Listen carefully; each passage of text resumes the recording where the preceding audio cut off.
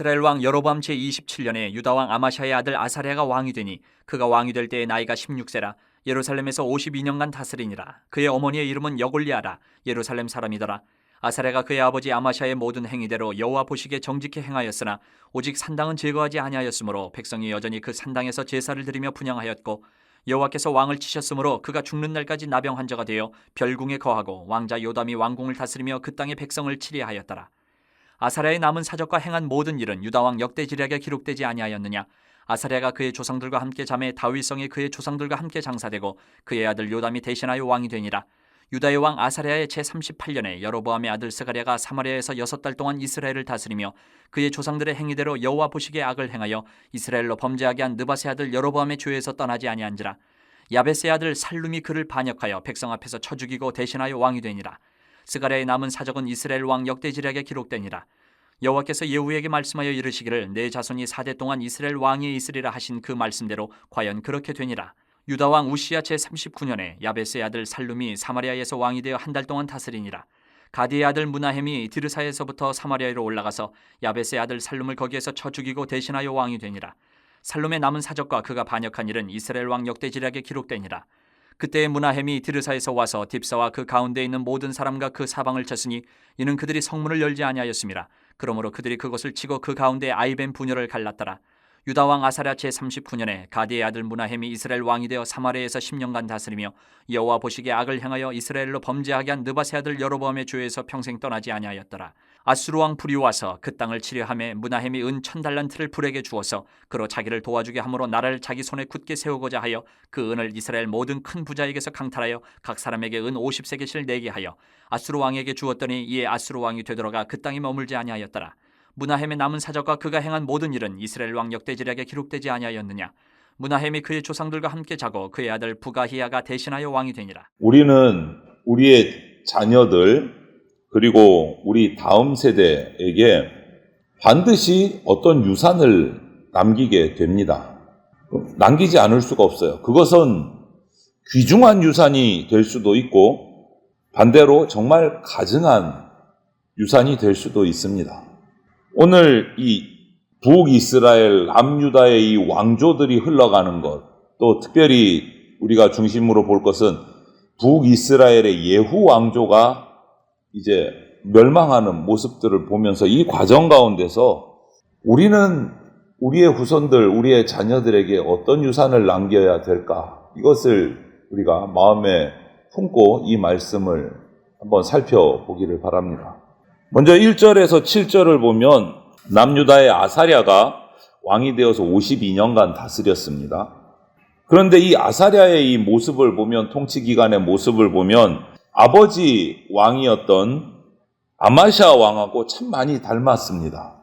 이 두 사람 모두 왕으로 통치하는 초기에는, 처음 시작은 정말 하나님 앞에서 정직하게 행했습니다. 그런데 14장과 15장을 보면 이 두 왕 모두 산당을, 우상의 산당을 제거하지를 않았어요. 또 이 두 사람 모두 나라가 강해지니까 교만해졌어요. 역대하의 두 왕에 대한 기록을 살펴보면 정직하게 행하다가 나라가 강해지니까 교만해졌어요. 뿐만 아니고 이 두 왕 모두 하나님의 말씀을 어겨서 하나님의 종들에게 책망받는 메시지를 들은 왕들이에요. 여러분, 이 모습을 보면 이 부자, 아버지, 아들 왕의 이 통치 기간의 이 비슷한 모습들을 바라보면 부모의 잘못된 신앙이 자녀들에게 그대로 전해지는구나를 보게 돼요. 결과 이 두 왕은 모두 비참한 모습으로 삶을 마감하게 돼요. 부모의 신앙과 생활 방식은 반드시 자녀들에게 좋은 영향을 미치든지 나쁜 영향을 미치든지 영향을 주게 되어 있습니다. 우리 죄악, 잘못된 생활 방식, 자녀들이 그대로 닮아가요. 그렇게 되면 그 피해는 우리가 생각했던 것보다 훨씬 더 심각해진다라는 것을 우리가 봐야 돼요.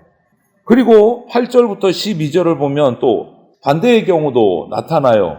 일시적이지만 북이스라엘의 왕조를 살펴보면 스가랴가 등장을 합니다. 본문에 스가랴가 예후 왕조의 4번째 왕이에요.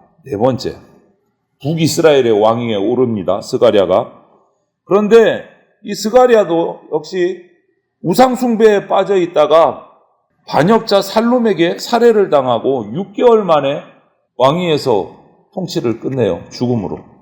예후의 자손들은 신앙적으로 온전하지는 못했어요. 예후로부터 시작해서 그 아들의 4대까지 오는 동안 신앙이 온전하지는 못해요. 전부 다 느밧의 아들 여로보암의 죄를 따라갔다. 이렇게 기록하고 있어요. 그런데 그럼에도 불구하고 4대 동안 약 80년이 지나는 기간 동안 예후의 왕조가 이어집니다. 이어져 왔어요. 스가랴까지. 그 이유가 뭘까? 그렇게 죄를 계속 범하는데 그 가문의 왕위가 이어지는 이유는 뭘까? 여러분 기억하십니까? 10장에서 하나님께서 예후를 축복하셨어요. 왜? 예후가 다 잘한 거 아닙니다. 예후를 통해서 북이스라엘의 우상들을 척결하는데 예후가 최선을 다했어요. 비록 그 이후에 자기의 죄를 범했지만 하나님이 주신 명령을 충성하는 기간이 있었어요. 그것을 보시고 하나님께서 축복하셨어요. 4대 동안 왕위를 이어갈 것이다. 비록 완벽하지는 못했습니다. 우상 척결할 때까지는 좋았는데 그 다음에 또 자기 마음대로 범죄하고 살았거든요. 그럼에도 불구하고 그 순종한 것을 보시고 축복을 하셨어요. 4대 동안. 영원하지는 않지만. 하나님이 그 약속을 지키신 거예요. 하나님은 그분의 말씀을 지키시고 영광을 돌리고자 노력할 때 그 부분을 기뻐 받으시고 복을 주시는 분이시다. 여러분, 우리가 받은, 하나님 앞에 받은 복은 우리 자손들에게도 흘러갑니다. 자손들에게. 우리가 자녀들에게 주어야 될 신앙의 유산이 바로 이거예요. 하나님 앞에 순종하는 거예요. 하지만 그 뒤에 또 온전히 순종하지 못해서 4대 만에 왕위가 끊기고 오늘 13절부터 보면 정말 복잡한 일들이 북이스라엘에 계속 이어납니다. 한번 보십시오. 스가랴가 예후 왕조 4대 만에 왕조가 끊어졌어요.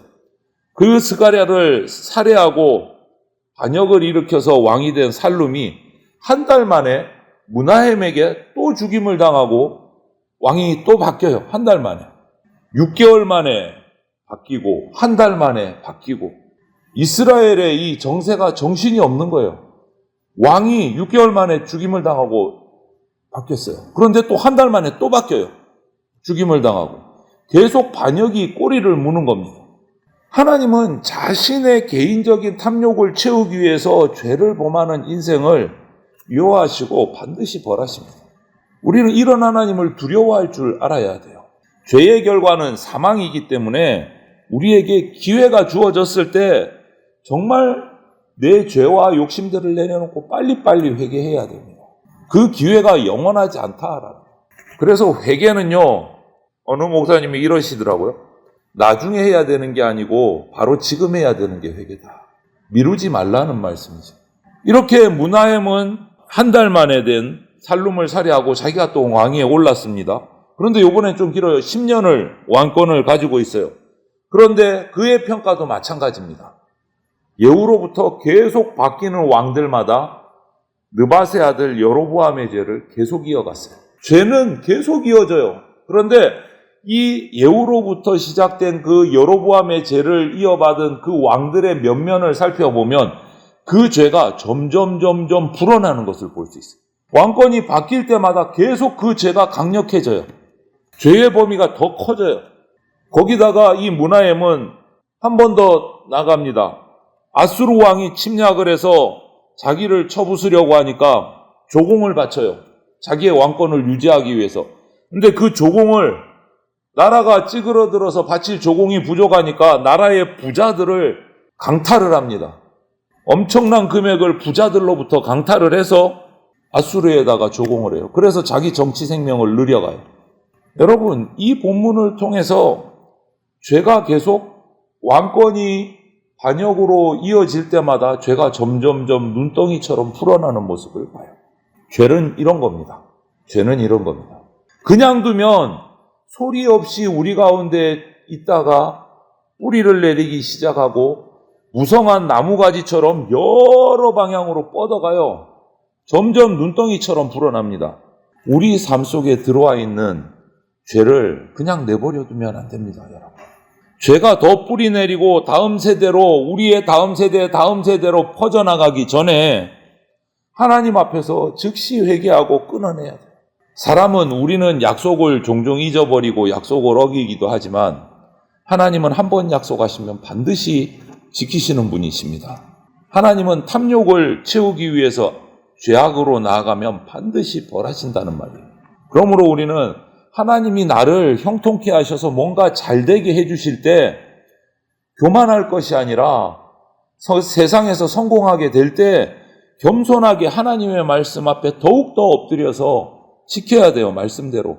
그리고 나의 자녀를, 나의 다음 세대들을 더 겸손히 말씀을 순종하는 세대로 양육해내야 됩니다. 방심하면 안 돼요. 오늘 이 왕권들이 반역으로 또 이렇게 이어지는 죄들이 점점 커져가는 모습들을 바라보면서 나의 자녀들에게, 우리의 후세대, 다음 세대들에게 나는 무엇을 유산으로 남겨야 할 것인가? 우리가 고민해 봐야 되겠습니다. 우리가 남길 유산은 정말 보석보다, 재물보다 그것과 비교할 수 없는 믿음의 유산을 남겨야 됩니다. 죄의 유산을 남겨서는 안 되죠. 우리 가정의 자녀들, 그리고 우리 교회의 다음 세대들에게 정말 아름다운 이 신앙, 믿음의 유산을 남기는 저와 여러분들이 될 수 있기를 주님의 이름으로 축원을 드립니다. 아멘.